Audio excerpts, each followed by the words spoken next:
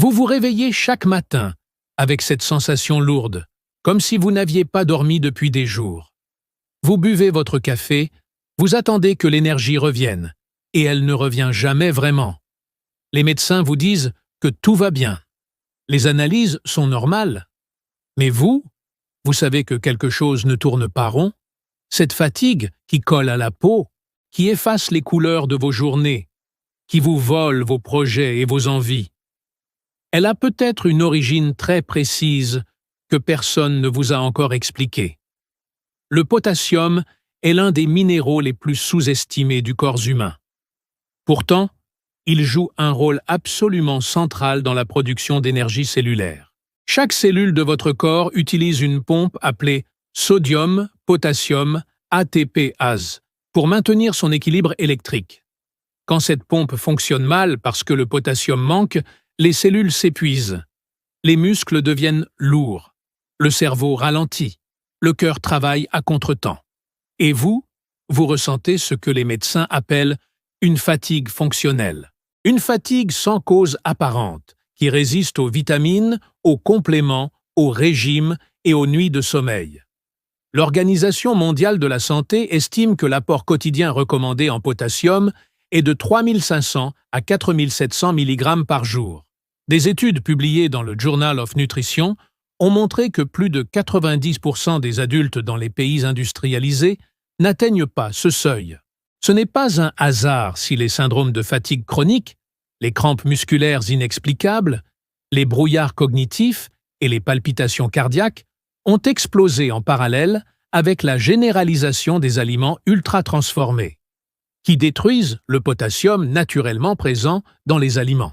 La bonne nouvelle, c'est que la nature a développé des plantes extraordinairement riches en potassium, certaines utilisées depuis des millénaires dans les traditions médicinales africaines, asiatiques et méditerranéennes, précisément pour restaurer l'énergie vitale. Ces plantes ne sont pas des suppléments chimiques. Elles contiennent le potassium sous une forme biodisponible, accompagnée de cofacteurs naturels, magnésium, vitamine B6, vitamine C, qui amplifient son absorption et son action dans l'organisme. Dans les 7 prochains jours, si vous intégrez ces plantes de manière cohérente et ciblée dans votre alimentation quotidienne, des changements mesurables commenceront à se produire. Les chercheurs de l'Université de Naples ont documenté des améliorations significatives de la fatigue perçues dès le 4e jour chez des participants ayant augmenté leur apport en potassium alimentaire d'origine végétale. Pas en semaines, en jours. Parce que le potassium est un électrolyte à action rapide. Il n'a pas besoin d'être stocké longtemps pour agir. Voici les 20 plantes riches en potassium qui ont fait leurs preuves, classées non pas par popularité, mais par efficacité documentée et accessibilité réelle. La première plante est la patate douce, et elle mérite d'ouvrir cette liste pour une raison très simple. Une seule patate douce de taille moyenne, cuite au four avec sa peau, contient entre 540 et 700 mg de potassium, ce qui représente près de 15% des besoins journaliers. Mais ce qui rend la patate douce exceptionnelle, c'est sa matrice nutritive complète. Elle apporte simultanément du potassium, du magnésium, de la vitamine B6 et des antioxydants caroténoïdes. La vitamine B6 est essentielle à la synthèse des neurotransmetteurs dopamine et sérotonine, 2 molécules directement impliquées dans la régulation de l'énergie mentale et de la motivation. Une étude publiée dans Nutrients en 2019 a montré que les individus souffrant de fatigue chronique présentaient systématiquement des taux de vitamine B6 et de potassium en deçà des normes optimales. La patate douce corrige ces 2 déficits simultanément. Elle se consomme cuite à la vapeur, rôtie, en purée ou même froide dans une salade. La cuisson à la vapeur préservant le mieux sa teneur en potassium, car le minéral ne s'évapore pas, mais peut se diluer dans l'eau bouillante. La deuxième plante est le haricot blanc, un légume qui a nourri des civilisations entières et qui reste l'une des sources de potassium les plus denses et les plus accessibles au monde. Une portion de 180 g de haricots blancs cuits apporte environ 1000 mg de potassium, soit plus du quart des besoins quotidiens dans une seule poignée de légumineuses.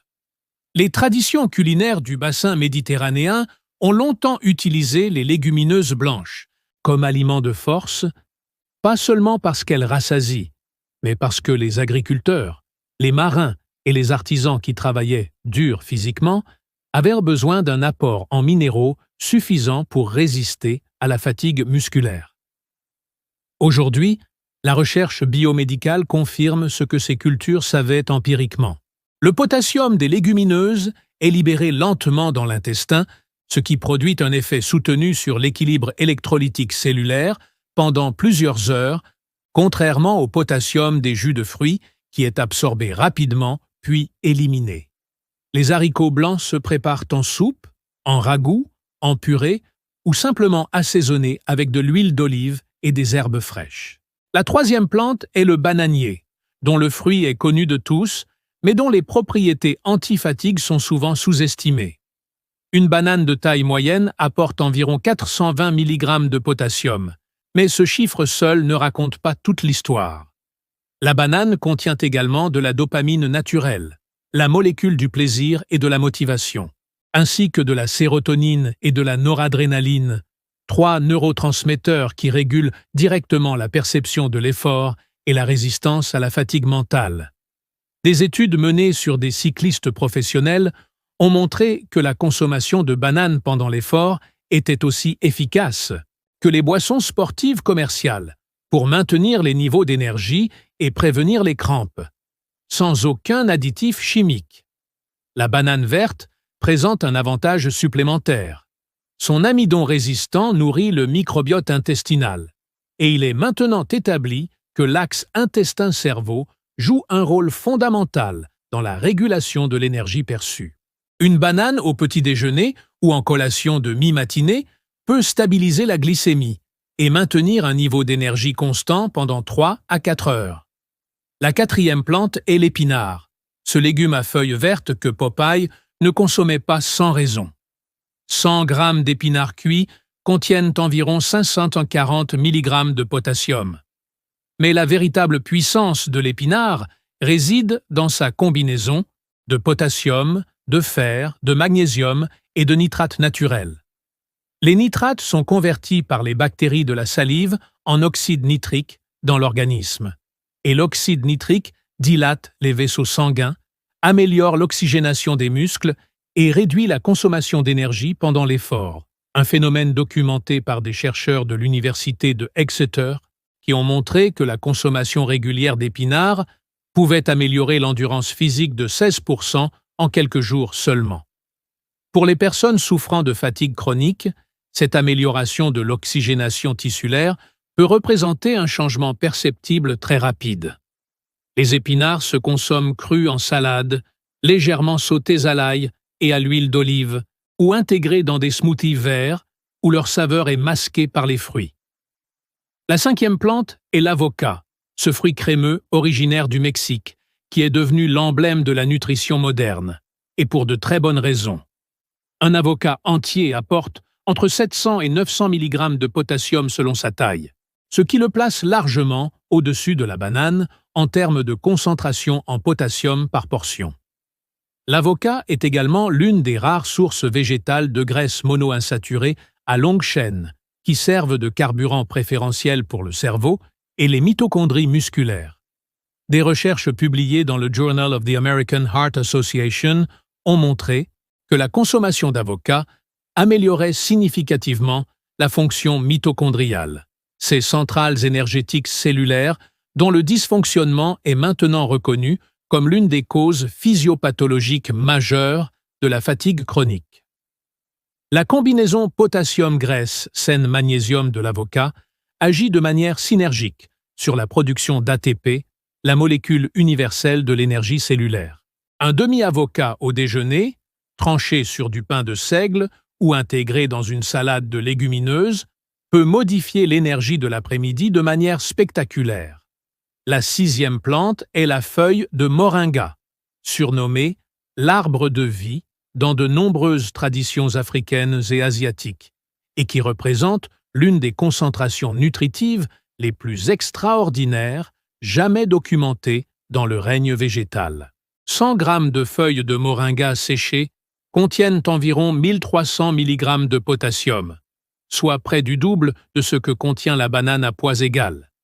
Mais ce qui rend le moringa vraiment unique, c'est la présence simultanée de 92 nutriments identifiés, dont 46 antioxydants, 36 composés anti-inflammatoires, 18 acides aminés et une concentration en fer 25 fois supérieure à celle des épinards. Les chercheurs de l'université d'Agra en Inde ont documenté une amélioration significative des niveaux d'énergie et une réduction de la fatigue perçue chez des femmes souffrant d'anémie fériprive après 4 semaines de supplémentation en poudre de moringa. Cette plante est disponible sous forme de poudre que l'on peut intégrer dans les smoothies, les soupes, les sauces ou les thés. Une cuillère à café par jour représente un apport nutritif concentré qui n'a pas d'équivalent dans le monde végétal. La 7e plante est la betterave, cet humble légume rouge qui cache sous sa peau rugueuse l'un des cocktails anti-fatigue les plus efficaces que la nature ait inventés. Une betterave cuite de taille moyenne apporte environ 440 mg de potassium, mais c'est encore une fois sa matrice complète qui explique son efficacité remarquable. Comme les épinards, la betterave est extraordinairement riche en nitrates naturels. Une étude publiée dans Medicine and Science in Sports and Exercise a montré que la consommation de jus de betterave pendant 6 jours consécutifs réduisait la consommation d'oxygène pendant l'effort de 19%, ce qui signifie que les muscles travaillaient plus efficacement avec moins d'énergie dépensée. Pour quelqu'un qui souffre de fatigue chronique, même les activités quotidiennes ordinaires, monter des escaliers, faire des courses, rester debout longtemps, peuvent être épuisantes parce que les muscles mal oxygénés consomment trop d'énergie pour des tâches simples. La betterave corrige directement ce problème. Elle se consomme rôtie au four, en jus frais, râpée crue avec du citron ou en soupe chaude. La 8e plante est le coco, dont l'eau représente l'une des boissons de réhydratation les plus complètes que la nature ait créées. Un verre de 240 ml d'eau de coco naturelle contient environ 600 mg de potassium, soit plus que la plupart des boissons sportives commerciales, sans les colorants, sans le sucre raffiné et sans les additifs chimiques. Les populations tropicales d'Asie du Sud-Est, d'Afrique subsaharienne et des Caraïbes ont utilisé l'eau de coco pendant des siècles comme remède contre la faiblesse physique, la chaleur excessive et la déshydratation, un savoir traditionnel que la recherche moderne confirme pleinement. Des études cliniques menées à l'Université de Singapour ont montré que l'eau de coco restaurait plus efficacement l'équilibre électrolytique après un effort intense que l'eau ordinaire ou les solutions de réhydratation orale standard. Pour les personnes souffrant de fatigue chronique associée à une transpiration excessive, à un régime pauvre en sel ou à une consommation élevée de café, tous des facteurs qui épuisent le potassium. L'eau de coco fraîche peut produire des effets visibles en moins de 48 heures. Elle se consomme nature, froide ou mélangée avec des fruits frais en smoothie. La 9e plante est le pois chiche, pilier de la cuisine méditerranéenne et du Moyen-Orient depuis plus de 10 000 ans, et l'une des légumineuses les plus équilibrées sur le plan nutritionnel. Une portion de 200 g de pois chiche cuit apporte environ 480 mg de potassium, accompagné de protéines végétales complètes, de fibres prébiotiques, de magnésium et de zinc, un ensemble minéral dont la synergie est reconnue pour soutenir la fonction thyroïdienne et mitochondriale. La fatigue chronique est fréquemment associée à un sous-fonctionnement thyroïdien infraclinique, une thyroïde qui fonctionne en dehors des plages de pathologie officielles, mais en dessous de son potentiel optimal, et le zinc est l'un des cofacteurs essentiels à la conversion de l'hormone thyroïdienne T4 en sa forme active T3. Le pois chiche, par sa richesse en zinc et en potassium, peut soutenir indirectement la fonction thyroïdienne tout en restaurant l'équilibre électrolytique. Il se prépare en houmous, en curry, rôti croustillant au four, en soupe ou simplement assaisonné d'huile d'olive et de cumin. La 10e plante est le pissenlit.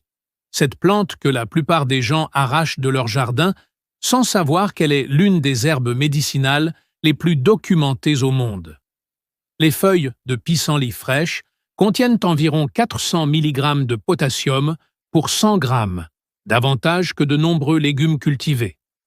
Mais le pissenlit est bien plus qu'une source de potassium. C'est un puissant dépuratif hépatique. Le foie joue un rôle central dans la régulation de l'énergie. Il transforme les glucides en glycogène stockable, métabolise les graisses encore cétoniques utilisables, synthétise les protéines de transport et neutralise les toxines qui, en s'accumulant, créent cette sensation de brouillard et de lourdeur si caractéristique de la fatigue chronique. Des études publiées dans Phytotherapy Research ont documenté les effets cholérétiques et hépatoprotecteurs des composés du pissenlit, notamment la taraxacine et les sesquiterpènes lactone. Une tisane de feuilles de pissenlit le matin, ou des feuilles fraîches intégrées dans une salade avec une vinaigrette au citron, peut relancer la fonction hépatique en quelques jours et produire une sensation de légèreté et de clarté mentale que beaucoup de gens n'avaient plus ressentie depuis longtemps.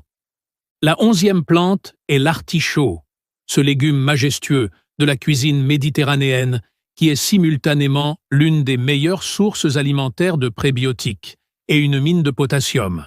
Un artichaut moyen cuit contient environ 480 mg de potassium, mais sa véritable valeur thérapeutique réside dans ses fibres prébiotiques, particulièrement l'inuline, dont la concentration dans l'artichaut est parmi les plus élevées du règne végétal. L'inuline nourrit sélectivement les lactobacillus et bifidobacterium du microbiote intestinal, les bactéries productrices de butyrate, un acide gras à chaîne courte qui sert de carburant principal, aux cellules épithéliales de l'intestin et qui module la perméabilité intestinale, l'inflammation systémique et la fonction de l'axe intestin-cerveau. Des recherches récentes ont montré qu'une dysbiose intestinale, un déséquilibre du microbiote, était présente dans plus de 70% des cas de syndrome de fatigue chronique. L'artichaut, en nourrissant les bonnes bactéries, peut amorcer une correction de cet axe fondamental en moins d'une semaine. Il se prépare cuit à la vapeur, avec une vinaigrette légère, rôti au four avec de l'ail, ou sous forme de cœur d'artichaut mariné pour une préparation plus rapide. La 12e plante est la figue, ce fruit sucré des régions méditerranéennes et du Moyen-Orient, que les traditions médicinales arabes classiques ont toujours placé au rang des aliments les plus complets et les plus revitalisants. 5 figues fraîches apportent environ 320 mg de potassium, et les figues séchées sont encore plus concentrées, avec environ 680 mg pour 100 g. Les figues contiennent également des sucres naturels à index glycémique modéré, accompagnés de fibres qui ralentissent leur absorption. Un profil glycémique idéal pour un apport d'énergie stable et durable, sans les pics et les chutes glycémiques qui caractérisent les aliments ultra-transformés et qui sont l'une des causes les plus fréquentes de fatigue post-prandiale. Ibn Sina, le grand médecin perse du XIe siècle connu en Occident sous le nom d'Avicenne, prescrivait les figues aux patients souffrant de faiblesse et de langueur comme tonique général. La science moderne a identifié dans les figues des antioxydants polyphénoliques, notamment la rutine, l'acide chlorogénique et les anthocyanines, qui réduisent le stress oxydatif cellulaire, l'un des mécanismes moléculaires reconnus comme contributeur majeur à la fatigue chronique. Des figues fraîches au petit déjeuner, associées à quelques amandes et une poignée de graines, constituent un départ optimal pour une journée énergique. La 13e plante est la citrouille, dont les graines et la chair sont toutes deux remarquablement riches en potassium. Une portion de 200 g de citrouille cuite apporte environ 580 mg de potassium. Mais les graines de courge méritent une attention particulière. 30 g de graines de citrouille séchées contiennent environ 260 mg de potassium, auxquels s'ajoute une quantité exceptionnelle de magnésium, l'un des minéraux les plus fréquemment déficients chez les personnes souffrant de fatigue chronique, avec le potassium. Le magnésium est impliqué dans plus de 300 réactions enzymatiques dans l'organisme, dont la synthèse d'ATP, la monnaie énergétique de la cellule, et la régulation du cycle veille-sommeil par la production de mélatonine. Des études cliniques randomisées en double aveugle ont montré que la supplémentation en magnésium améliorait significativement la qualité du sommeil, réduisait la fatigue diurne et améliorait les marqueurs biologiques du stress oxydatif chez des patients souffrant de syndrome de fatigue chronique. Les graines de citrouille se consomment nature, légèrement grillées, ou incorporées dans des salades, des granolas maison ou des porridges de céréales. La 14e plante est la lentille corail. La plus rapide à cuire des légumineuses et l'une des plus denses en nutriments essentiels. Une portion de 180 g de lentilles corail cuites apporte environ 730 mg de potassium, une valeur extraordinaire pour un aliment aussi simple et aussi abordable. Les lentilles corail sont également une source majeure de folate, une vitamine B essentielle à la synthèse de l'ADN, à la formation des globules rouges et au métabolisme de l'homocystéine, un acide aminé dont l'accumulation en excès est associée à des niveaux élevés d'inflammation systémique et de fatigue neurologique. Des recherches publiées dans le British Journal of Nutrition ont montré que des niveaux élevés d'homocystéine étaient présents chez une proportion significative de patients souffrant de syndrome de fatigue chronique et que les vitamines du groupe B, dont le folate, permettaient de normaliser ces niveaux et d'améliorer les symptômes. La lentille corail cuit en 20 minutes sans trempage préalable, ce qui en fait l'une des protéines végétales les plus pratiques au quotidien. Elle se prépare en soupe, en dalle épicée, en purée ou en sauce. La 15e plante est le brocoli, ce légume de la famille des crucifères, qui concentre dans ses petites têtes vertes une quantité remarquable de nutriments essentiels. 100 g de brocoli cuit apportent environ 293 mg de potassium, un chiffre modéré en apparence, mais à mettre en perspective avec l'ensemble des composés actifs qui accompagnent ce potassium. Le brocoli est l'une des sources végétales les plus riches en sulforaphane, un composé soufré qui active la voie de signalisation NRF2 dans les cellules, ce qu'on appelle parfois la voie de la survie cellulaire. Cette activation déclenche la production d'enzymes antioxydantes endogènes, comme la glutathion peroxydase et la superoxyde dismutase, qui neutralisent les radicaux libres et réduisent le stress oxydatif mitochondrial. Puisque le stress oxydatif mitochondrial est l'un des mécanismes centraux de la fatigue chronique, la consommation régulière de brocoli peut agir directement sur la racine cellulaire du problème. Le brocoli se consomme idéalement cuit à la vapeur pendant 4 à 5 minutes. Une cuisson plus longue dégrade le sulforaphane, ou cru en crudité, avec un houmous de pois chiches. La 16e plante est la feuille de patate douce, moins connue que son tubercule, mais tout aussi remarquable. Dans de nombreux pays africains, notamment au Nigeria, au Ghana et en Côte d'Ivoire, les feuilles de patate douce sont cuisinées comme des épinards et font partie intégrante de l'alimentation quotidienne.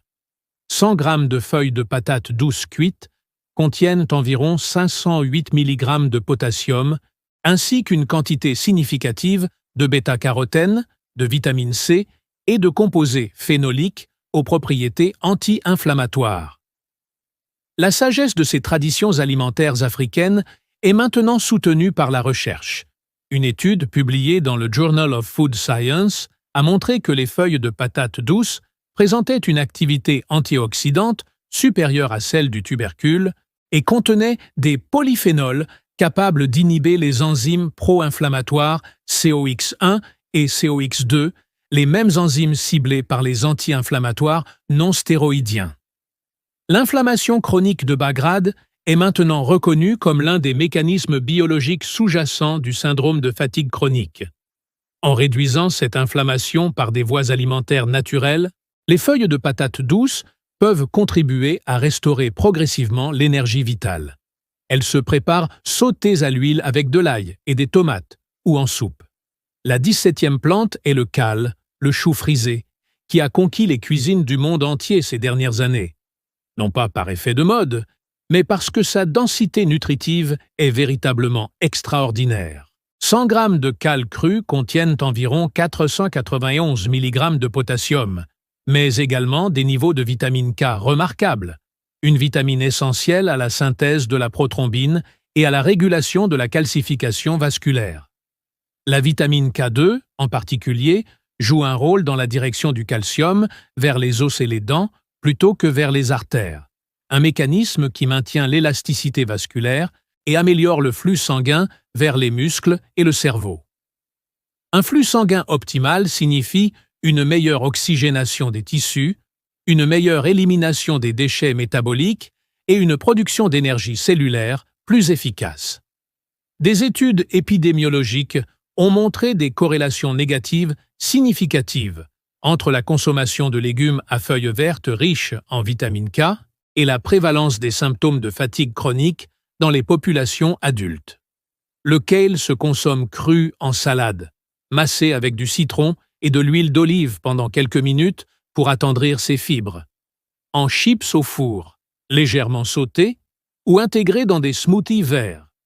La 18e plante est la tomate, ce fruit-légume universellement présent dans les cuisines du monde entier et pourtant encore sous-estimé comme source de potassium. Une tomate de taille moyenne contient environ 286 mg de potassium, et la pâte de tomate concentrée est encore plus impressionnante avec environ 2450 mg pour 100 g, l'une des concentrations les plus élevées dans les aliments courants. La tomate est également la principale source alimentaire de lycopène, un caroténoïde liposoluble aux propriétés antioxydantes puissantes.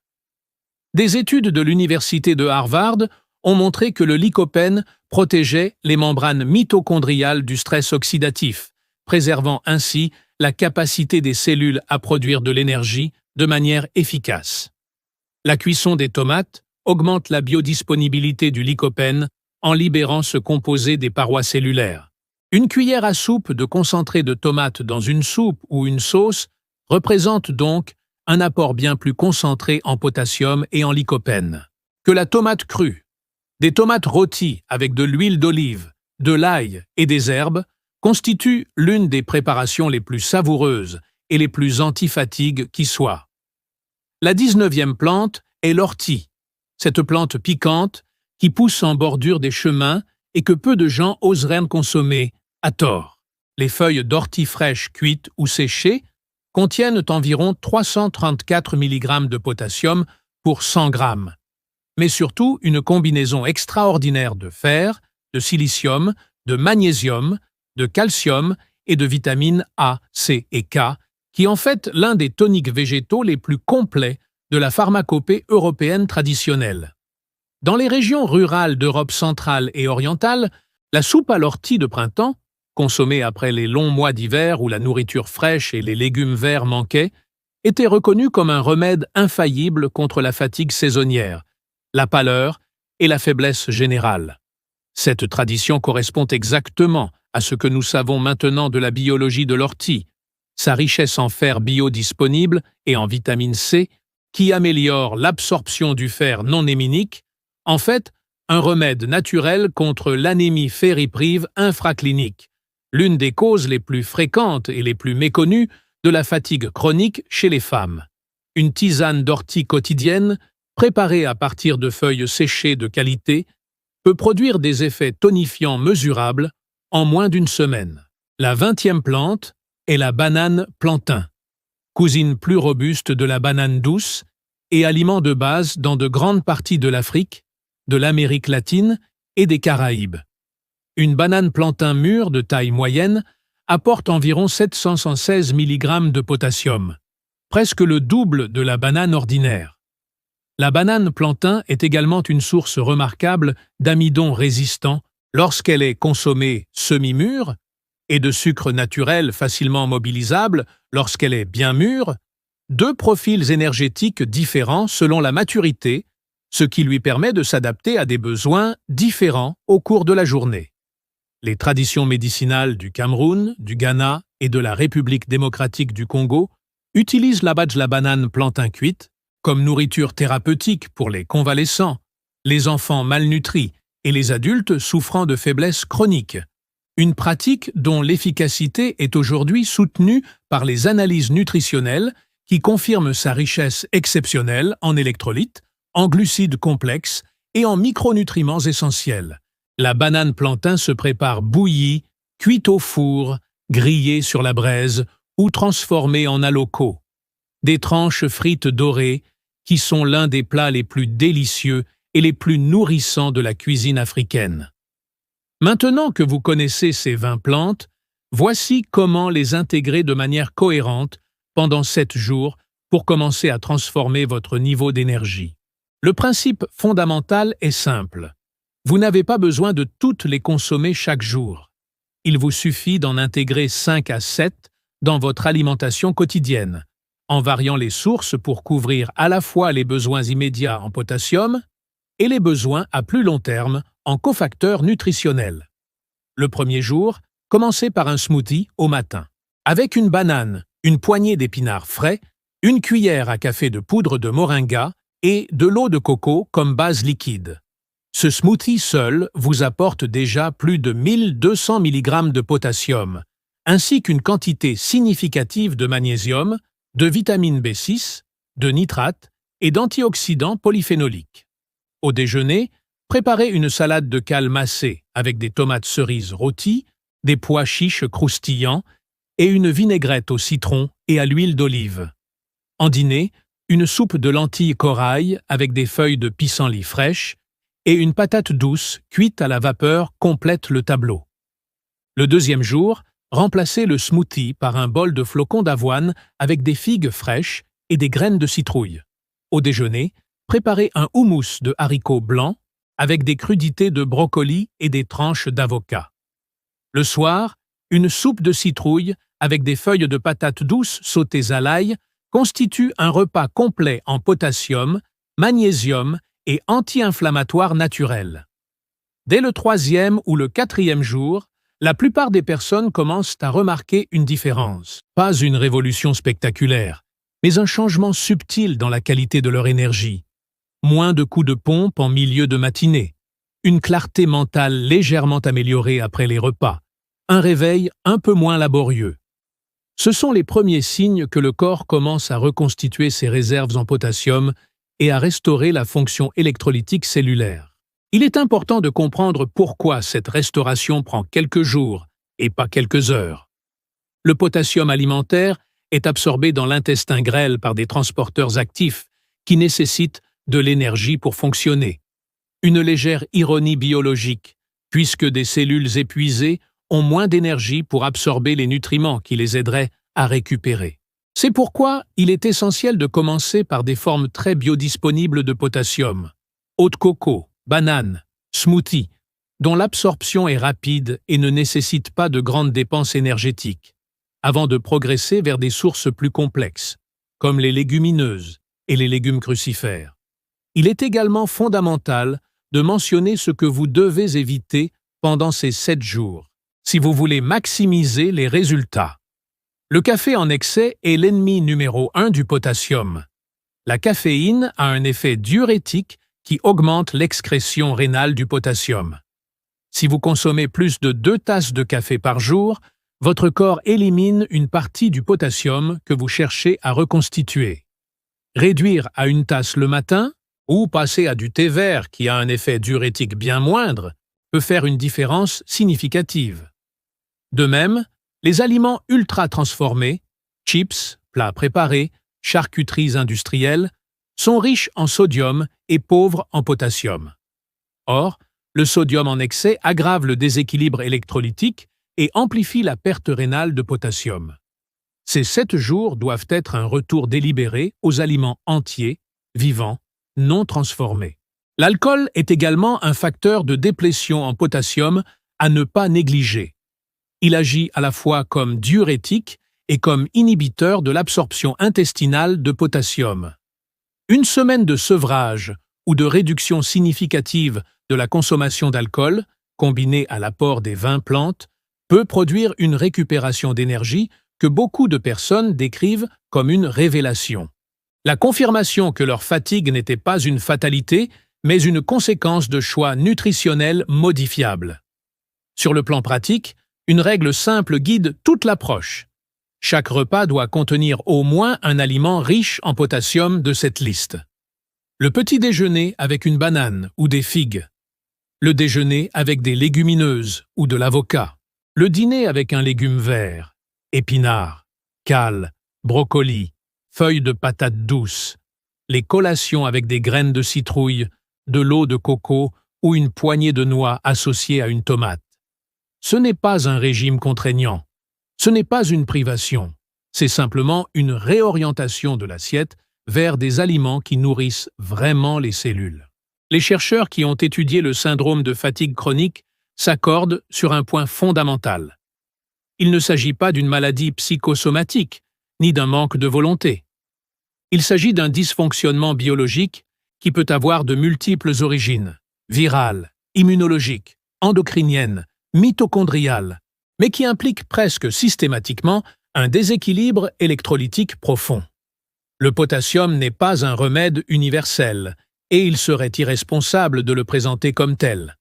Mais, dans un contexte alimentaire où la grande majorité des adultes sont chroniquement sous-approvisionnés en ce minéral essentiel, le corriger par les voies naturelles les plus directes, les plantes entières, vivantes, non transformées, est l'un des gestes les plus simples et les plus profondément efficaces que vous puissiez poser pour votre santé. La fatigue chronique a volé du temps à trop de personnes. Elle a effacé des projets, des ambitions, des présences dans des moments qui comptaient. Si ces 20 plantes, intégrées avec constance et intention pendant 7 jours, peuvent commencer à rendre quelque chose de cette énergie perdue, et les données scientifiques suggèrent qu'elles le peuvent, alors elles méritent d'être connues, cultivées, cuisinées et partagées. Commencez demain matin. Pas la semaine prochaine. Pas après avoir terminé toutes vos réserves de café et de plats préparés. Demain matin, un smoothie à la banane, aux épinards, au moringa et à l'eau de coco. C'est tout ce qu'il faut pour commencer. Et dans 7 jours, votre corps vous dira si cette plante méritait votre attention. Si cette vidéo vous a apporté des informations utiles et que vous souhaitez aller plus loin dans la compréhension des plantes thérapeutiques et de leur rôle dans la restauration de l'énergie vitale, abonnez-vous à cette chaîne et activez la cloche de notification pour ne manquer aucune des prochaines vidéos. Votre santé mérite des informations précises, accessibles et ancrées dans la science autant que dans la sagesse traditionnelle. Il y a une dimension souvent oubliée dans toutes les conversations sur la fatigue chronique, le rôle de l'hydratation cellulaire. Beaucoup de gens pensent qu'ils boivent suffisamment d'eau et qu'ils sont correctement hydratés. Mais l'hydratation cellulaire, la capacité des cellules à maintenir un équilibre aqueux optimal à l'intérieur de leur membrane, dépend directement de la présence du potassium. Sans potassium en quantité suffisante, les cellules ne peuvent pas réguler leur volume. Elles se contractent, perdent leur turgescence et leur efficacité métabolique chute. C'est ce que les physiologistes appellent un état de déshydratation intracellulaire, un phénomène qui peut exister même chez des personnes qui boivent 2 litres d'eau par jour, parce que l'eau seule, sans les électrolytes nécessaires pour la retenir à l'intérieur des cellules, traverse rapidement les tissus et est éliminée par les reins. Ce concept est particulièrement important pour comprendre pourquoi beaucoup de personnes souffrant de fatigue chronique ressentent une soif persistante malgré une consommation d'eau apparemment normale. L'eau qu'elles boivent ne reste pas là où elle devrait être. Elle circule en excès dans l'espace interstitiel, ce qui peut provoquer des gonflements et de la rétention d'eau périphérique, pendant que les cellules musculaires et cérébrales restent en état de déficit hydrique fonctionnel. Corriger cet état nécessite de fournir simultanément du potassium et de l'eau, exactement ce que font les plantes entières et l'eau de coco. Revenons sur quelques plantes de la liste pour approfondir des aspects pratiques qui peuvent faire la différence dans votre quotidien. La patate douce, par exemple, présente une particularité remarquable, qui est rarement mentionnée. Elle peut être consommée froide après cuisson sans perdre ses propriétés nutritionnelles, et son amidon partiellement rétrogradé après refroidissement se comporte alors comme un amidon résistant, qui nourrit le microbiote intestinal au lieu d'être absorbé rapidement. Cette qualité prébiotique additionnelle renforce encore son rôle dans la restauration de l'énergie par l'axe intestin-cerveau. Préparez vos patates douces la veille, les laissez refroidir une nuit au réfrigérateur et les consommer le lendemain matin en salade froide ou en tranches dans un bol avec d'autres légumes, une méthode très répandue dans les cuisines caribéennes et africaines. Maximise à la fois l'apport en potassium et les bénéfices prébiotiques. La lentille corail mérite également un approfondissement pratique. L'une des raisons pour lesquelles les légumineuses sont sous-consommées dans les pays industrialisés est la perception qu'elles prennent trop de temps à préparer. La lentille corail renverse complètement cette idée. Elle cuit en 18 à 21 minutes sans trempage préalable, ce qui la rend aussi rapide à préparer que des pâtes. Un dalle de lentilles corail avec du curcuma, du cumin, du gingembre frais et une cuillère à café d'huile de coco peut être préparé en moins de 25 minutes du début à la fin et représente un repas complet apportant plus de 700 mg de potassium, des protéines végétales, des fibres et des anti-inflammatoires naturels puissants. Le curcuma, en particulier, mérite mention. Sa curcumine est l'un des anti-inflammatoires naturels les plus puissants et les plus documentés scientifiquement, et son association avec le poivre noir, qui augmente sa biodisponibilité de 2000% selon des études de l'université St. John's, en fait un complément idéal aux dalles de lentilles. L'ortie, cette plante que nous avons présentée comme la 19e de la liste, mérite également un regard plus approfondi sur ses mécanismes d'action spécifiques. Les chercheurs ont identifié dans l'ortie des lectines spécifiques, des protéines de liaison, qui interagissent avec les récepteurs de l'interleukine 6, un marqueur d'inflammation systémique particulièrement élevé chez les patients souffrant de fatigue chronique. Cette interaction réduit la production d'IL-6, ce qui contribue à abaisser le niveau d'inflammation de bas grade qui s'accumule silencieusement dans les tissus et qui est l'un des principaux générateurs de cette sensation de lourdeur, de manque d'élan et d'incapacité à récupérer même après une bonne nuit de sommeil. La tisane d'ortie préparée à partir de feuilles séchées de qualité, infusée pendant 10 minutes dans de l'eau à 81 degrés C pour préserver les composés actifs sensibles à la chaleur, est l'une des préparations les plus simples et les plus puissantes que vous puissiez intégrer dans votre routine quotidienne. Une tasse le matin et une tasse le soir pendant 7 jours peuvent produire des effets anti-inflammatoires mesurables sur les biomarqueurs sanguins. Le moringa, que nous avons présenté comme la 6e plante, est peut-être la moins familière pour un public occidental ou francophone, et c'est pourquoi il mérite une attention particulière sur la question de son approvisionnement et de sa préparation. La poudre de moringa est aujourd'hui disponible dans la plupart des épiceries bio, des magasins de produits naturels et en ligne sous forme de poudre de feuilles séchées. Il est important de choisir une poudre qui précise clairement qu'il s'agit de feuilles, et non de graines ou d'écorces qui ont des propriétés différentes. Et, pour les graines, des effets potentiellement laxatifs à doses élevées. La couleur d'une poudre de moringa de qualité est vert foncé intense, presque kaki, avec une odeur terreuse et légèrement herbacée. Une poudre de couleur pâle ou jaunâtre indique une oxydation ou un séchage à haute température qui a dégradé une partie des composés actifs. Commencez avec une demi-cuillère à café par jour pour permettre à votre système digestif de s'adapter et augmentez progressivement jusqu'à une cuillère à café complète à la fin de la première semaine. La betterave mérite également un approfondissement sur la question de sa forme optimale de consommation.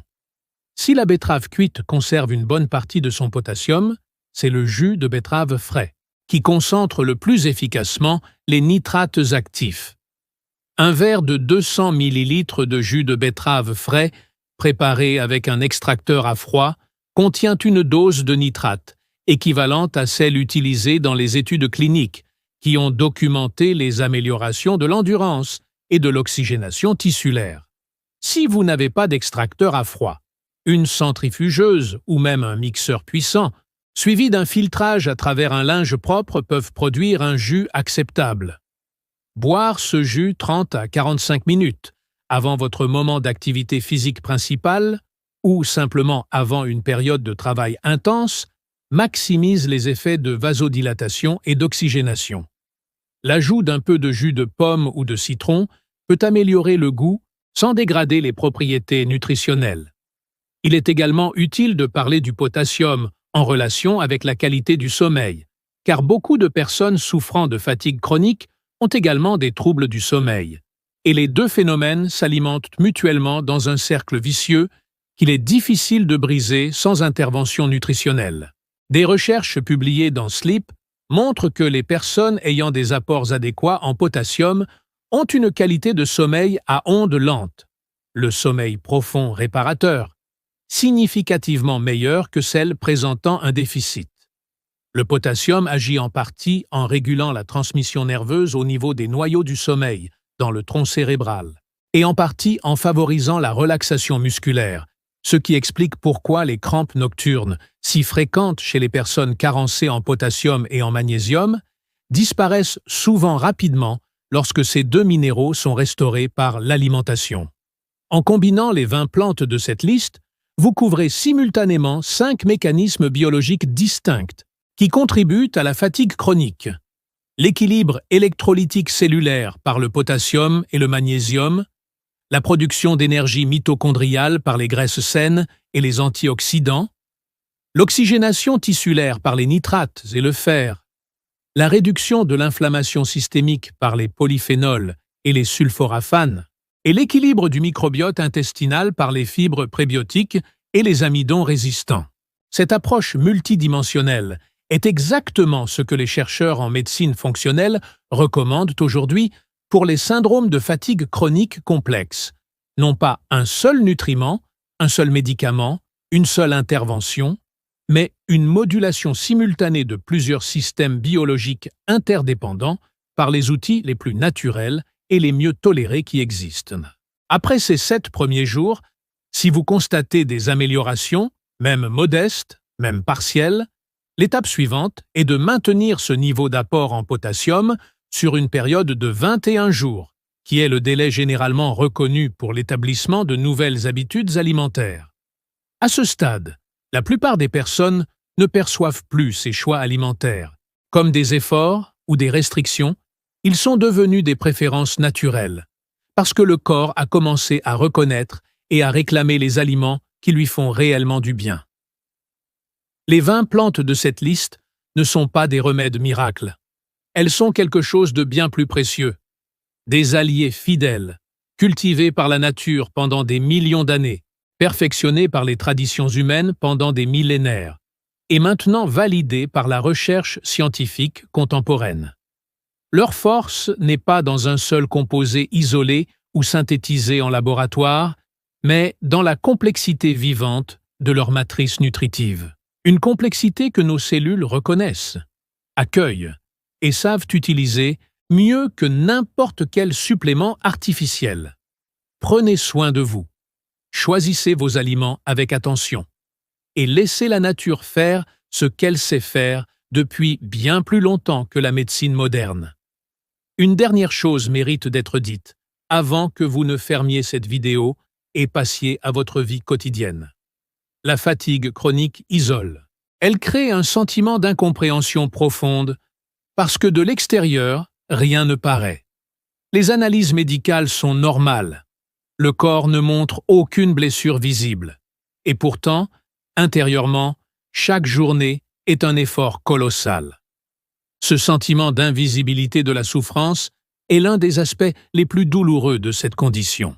Alors, si vous connaissez quelqu'un dans votre entourage qui traverse quelque chose de similaire, qui semble toujours épuisé sans raison apparente, qui se traîne malgré le sommeil, qui a abandonné des projets et des activités qu'il aimait parce qu'il n'a plus l'énergie.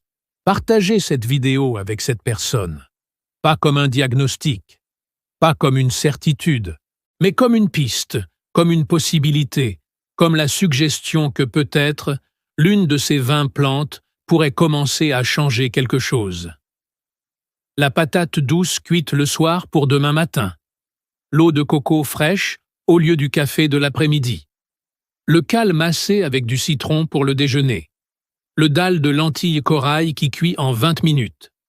Ces gestes sont petits, ils sont accessibles, et ils peuvent, pour certains d'entre vous, changer une vie.